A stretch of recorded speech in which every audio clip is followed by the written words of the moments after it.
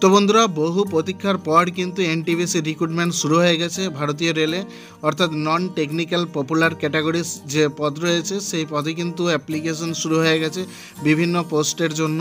তো কোন কোন পোস্টে বর্তমানে নিয়োগ চলছে বা ফর্ম ফিল আপ চলছে এবং তাদের শিক্ষাগত যোগ্যতা কোনটাতে কী লাগবে, এছাড়াও কোন ক্যাটাগরি কত পদ রয়েছে বা কোন ক্যাটাগরির জন্য কোন এক্সাম রয়েছে, কি কি এক্সাম রয়েছে, তো সমস্তটাই জানাবো এই ভিডিওর মাধ্যমে। তো ভিডিওটিকে স্কিপ না করে অবশ্যই শেষ পর্যন্ত দেখবে এবং শেয়ার করবে বন্ধুদের, যাতে সবাই এই রিক্রুটমেন্ট সম্পর্কে জানতে পারে। এছাড়া অবশ্যই ভিডিওতে একটা লাইক করবে, লাইক করলে আমরা ভিডিও বানাতে মোটিভেট হই। তো বন্ধুরা, আমরা সরাসরি চলে যাব বিজ্ঞপ্তিতে। তো এইখানে প্রথমেই দেখতে পাচ্ছ কিছু গুরুত্বপূর্ণ ডেটস তোমাদের দেওয়া রয়েছে। তো এইখানে বলা হয়েছে পাবলিশ করা হয়েছে ওয়েবসাইট 13/9/2024-এ। এছাড়াও ওপেনিং রেজিস্ট্রেশন ডেট রয়েছে, অর্থাৎ অ্যাপ্লিকেশন শুরু ডেট রয়েছে দেখো 14/9/2024 তারিখ। ক্লোজিং ডেট যেটা রয়েছে 13/10/2024 রাত্রি 11টা 59 পর্যন্ত অ্যাপ্লিকেশন করতে পারবে।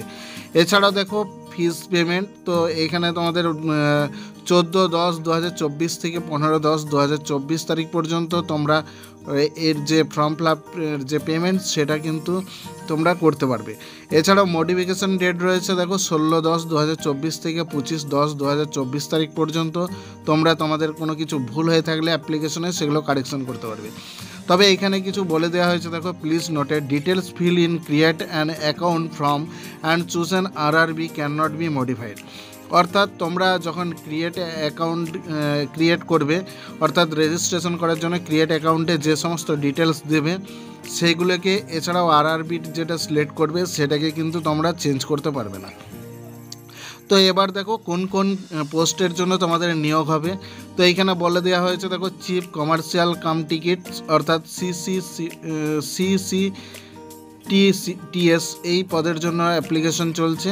এছাড়াও চলছে স্টেশন মাস্টার, তারপরে চলছে গুডস ট্রেন ম্যানেজার, এছাড়াও চলছে junior account assistant cum typist, এছাড়া রয়েছে সিনিয়র ক্লার্ক কাম টাইপিস্ট। তো এই 5টি পদে কিন্তু বর্তমানে অ্যাপ্লিকেশন চলছে।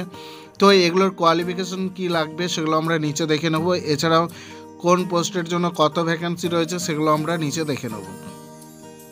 তো এবার আমরা দেখতে পাচ্ছি ডিটেলস অফ ভ্যাকেন্সিতে চলে এসেছি। এখানে প্রথমেই রয়েছে দেখো chief commercial cum ticket supervisor. তো এইখানে তোমাদের পে লেভেল থাকছে 6, অর্থাৎ ইনিশিয়াল পে থাকছে 35,400 টাকা।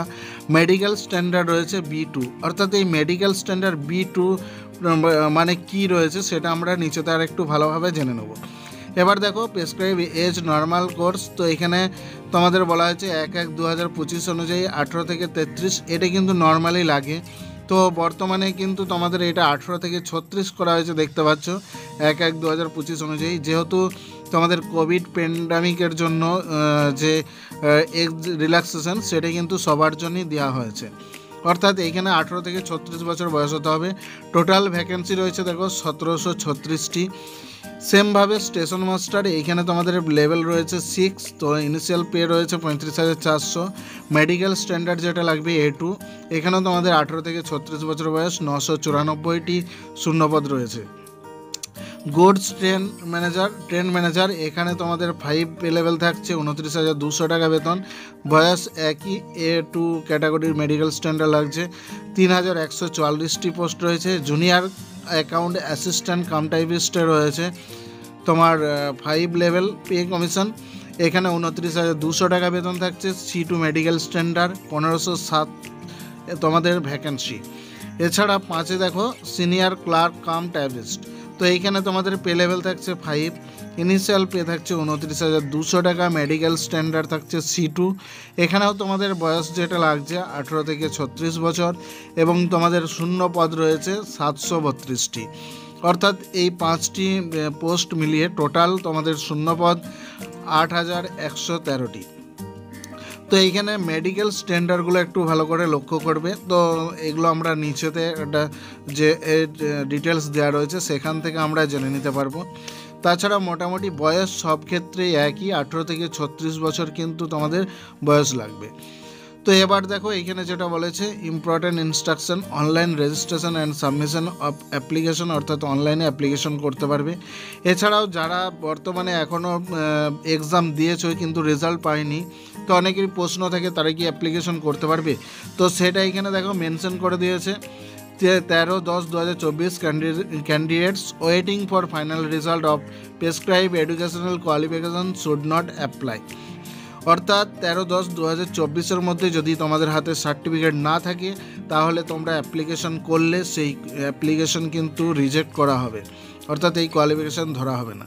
এবার দেখো মেডিকেল স্ট্যান্ডার্ড, যেটা আগে বললাম যে তোমাদের কোন পোস্টের জন্য কোন মেডিকেল স্ট্যান্ডার্ড লাগবে সেটা এখানে দিয়ে দিয়েছে। দেখো মেডিকেল স্ট্যান্ডার্ড A2-তে যেটা পড়ছে distance vision 6/9 without glasses, no original test. তো এইখানে তোমাদের এই ক্যাটাগরি থাকলে A2 মেডিকেল স্ট্যান্ডার্ডে পড়ছে। নিয়ার ভিশন 06 উইদাউট গ্লাসেস থাকতে হবে।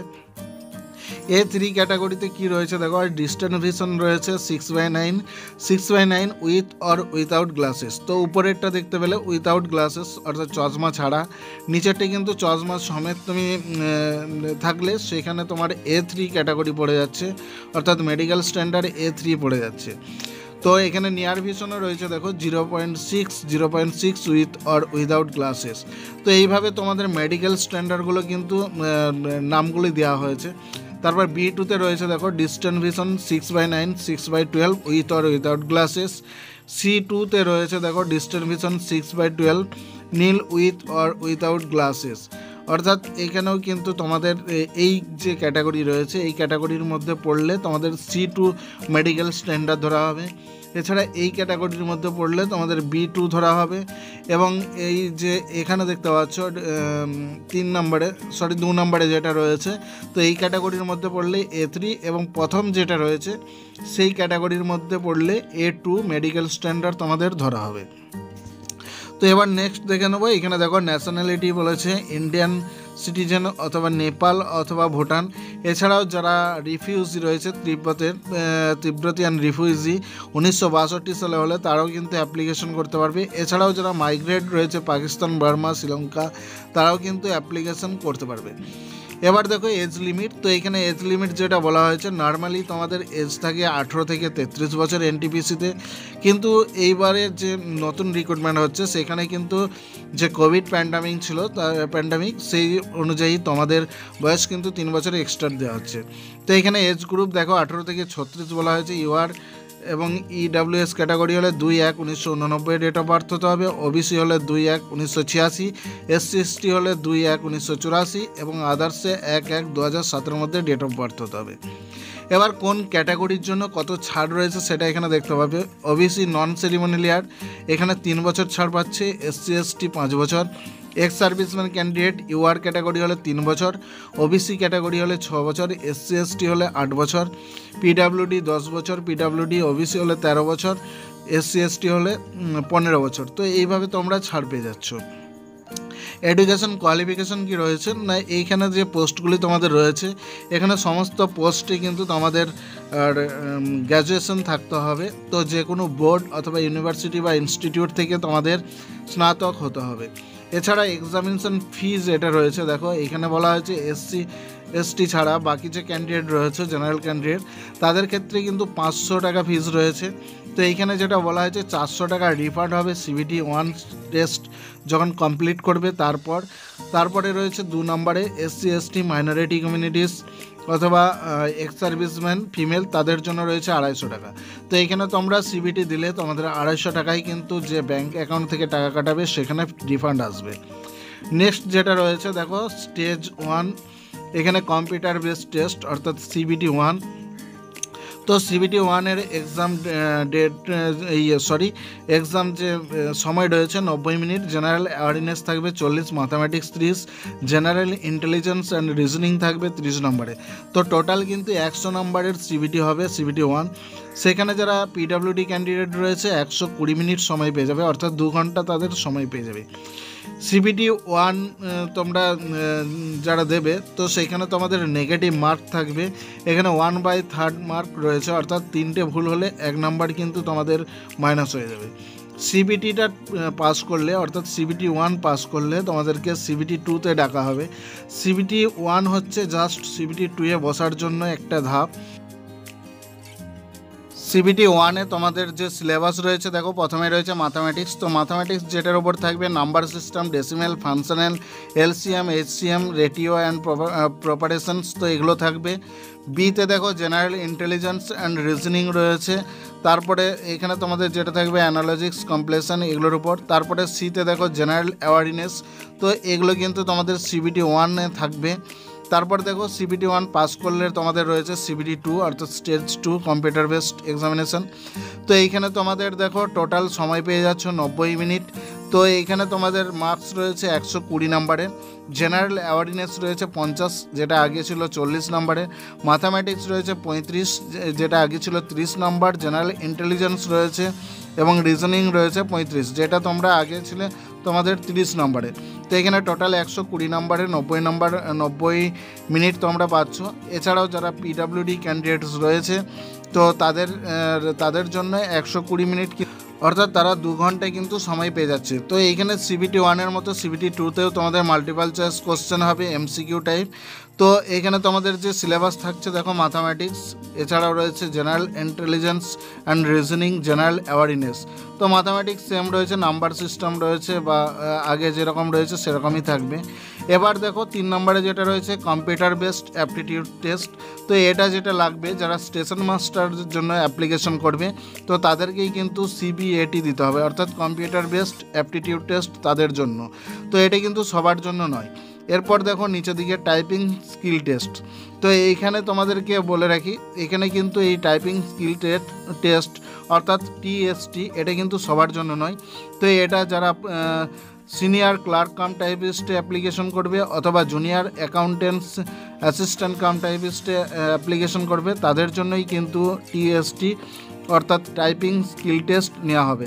তো এইখানে তোমাদের ইংলিশ ওয়ার্ড টাইপ করতে হবে দেখো 25টি, WPM 30টি, এবং যারা হিন্দিতে লিখবে তাদেরকে 25টি কিন্তু ওয়ার্ড টাইপ করতে হবে। এরপর রয়েছে ডকুমেন্ট ভেরিফিকেশন। তো সমস্ত কিছু কমপ্লিট হলে তোমাদের ডকুমেন্টস ভেরিফিকেশন হবে। তারপর নেক্সট যেটা রয়েছে দেখো, তোমাদের কোন ক্যাটাগরির জন্য অর্থাৎ কোন পোস্টের জন্য কোন টেস্ট দিতে হবে সেগুলো কিন্তু এখানে দেওয়া রয়েছে। তো প্রথমে দেখো গুডস ট্রেন ম্যানেজার। তো এইখানে তোমাদের সিবিটি 1, সিবিটি 2 মাস্ট।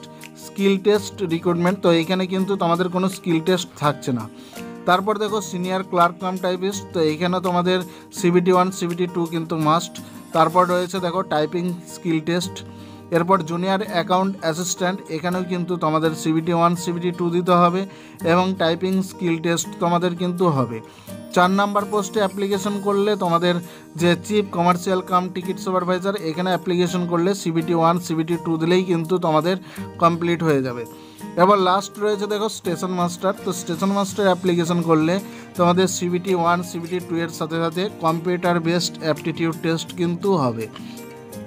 অর্থাৎ তোমরা যদি গুডস ট্রেন ম্যানেজার এবং chief commercial cum ticket supervisor application করো তাহলে সেখানে সিবিটি 1-এর পর সিবিটি 2-এ পাস করলেই কিন্তু তোমাদের চাকরি। তো এবার দেখো কোন জনের কোন ওয়েবসাইট রয়েছে, তো সেই ওয়েবসাইট থেকেই কিন্তু তোমরা অ্যাপ্লিকেশন করবে। তো এইখানে তোমরা মোটেই কিন্তু ভুল করবে না, কারণ তোমরা যদি কলকাতাতে অ্যাপ্লিকেশন করো তাহলে কলকাতার যে rrbkolkata.gov.in যে ওয়েবসাইট রয়েছে সেখান থেকে অ্যাপ্লিকেশন করবে। যদি মালদা থেকে করো তাহলে দেখো রয়েছে www.rrbmalda.gov.in। মুম্বাই থেকে করলে www.rrbmumbai.gov.in। এই যে ওয়েবসাইটগুলো দিয়েছে অর্থাৎ আরআরবি, তোমাদেরকে আগেই বলে দেওয়া হয়েছে যে এই যে পোস্টগুলি বা তোমরা যে ক্রিয়েট অ্যাকাউন্টে যে ডিটেলস দেবে এবং এই যে আরআরবি সিলেক্ট করবে সেটা কিন্তু তোমরা কোনো মতেই চেঞ্জ করতে পারবে না। তো সেই জন্যই তোমরা কিন্তু যে জোন থেকে অ্যাপ্লিকেশন করতে চাও সেই জোন থেকেই তোমরা সেই ওয়েবসাইট থেকে গিয়ে তোমরা অ্যাপ্লিকেশন করবে। তো এবার দেখো কোন জোনে কত ভ্যাকেন্সি রয়েছে সেগুলো এখানে তোমাদের দিয়ে দেওয়া হয়েছে। তো এইখানে তোমাদের দেখো যেমন আহমেদাবাদ, তো এখানে চিফ কমার্শিয়াল কাম টিকিট সুপারভাইজারের জন্য যে ভ্যাকেন্সি রয়েছে ইউআর ক্যাটাগরি 61, এসসি রয়েছে 23, এসটি 11। তো এইভাবে কিন্তু তোমাদের সমস্ত ডিটেলস দিয়ে দেওয়া হয়েছে।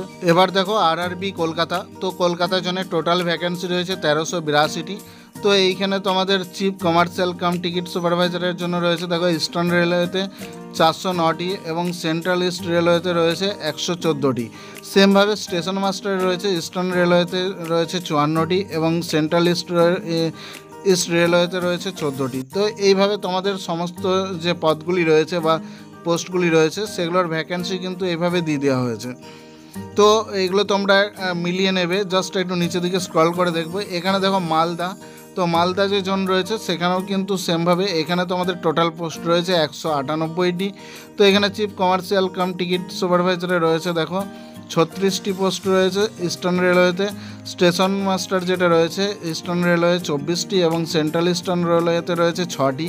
তো গুডস ট্রেন ম্যানেজার সেখানেও কিন্তু 11টি শূন্যপদ 110টি শূন্যপদ রয়েছে। এছাড়া সিনিয়র ক্লার্ক কাম টাইপিস্ট, তো এইখানে ইস্টার্ন এবং সেন্ট্রাল রেলওয়ের মিলিয়ে টোটাল কিন্তু 12টি শূন্যপদ রয়েছে। তো টোটাল 198টি শূন্যপদ কিন্তু মালদাতে রয়েছে। তো তোমরা ফর্ম ফিল আপ করার আগে অবশ্যই এই পোস্টগুলি সম্পর্কে ডিটেলস জেনে তবেই অ্যাপ্লিকেশন করবে। আমাদের ডেসক্রিপশনে একটা লিঙ্ক রয়েছে, সেখান থেকে তোমরা এই পিডিএফটিকে ডাউনলোড করতে পারবে। তো পিডিএফটি ডাউনলোড করে এই পোস্টগুলি কোন জোনে কত রয়েছে সেগুলো মিলিয়ে তবেই অ্যাপ্লিকেশন করবে। তো বন্ধুরা আজকের ভিডিও এই পর্যন্ত।